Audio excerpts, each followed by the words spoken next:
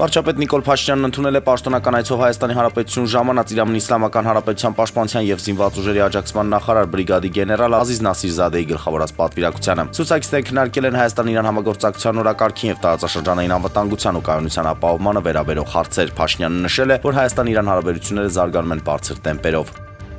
Հայաստանը ստիպված է եղել փորձել վերակազմավորել կատարելագործել անվտանգության հավանքարկը եւ այդ գործընթացը շարունակական է, հայտարարել է Հայաստանի Հանրապետության արտաքին գործերի նախարար Արադ Միրզոյանը։ Միաժամանակ նա վստահեցրել է, որ Հայաստանի Հանրապետությունը չի պատրաստվում վերաֆորմատավորել իր դաշնակցային հարաբերությունները Ռուսաստանի Դաշնության հետ։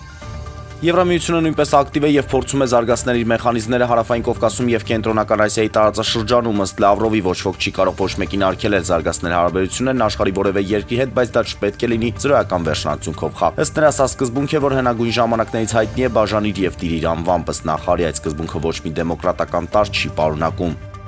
Լրագրողի դիտարկմանը թե ըստ Քոչյանի թիմակիցների 2018 թվականին մերժեցին Սերժ Սարգսյանին, բայց կալանավորեցին Ռոբերտ Քոչյանին, երրորդ նախագահն արձագանքել է։ Այսինքն ինչ է մեծ հերոսությունը, 1 տարի նստել է իմ գործընկերները, որ նստած են կամ տարիներով նստել են, Արմեն Աշոտյանին արդեն 2 տարին անցնում է, այդ որ ես տարիներով դատարանների դռներին քարշ եմ գալիս, ուրեմն ինչ իշխանություններն ինձ ռեկլամ են անում։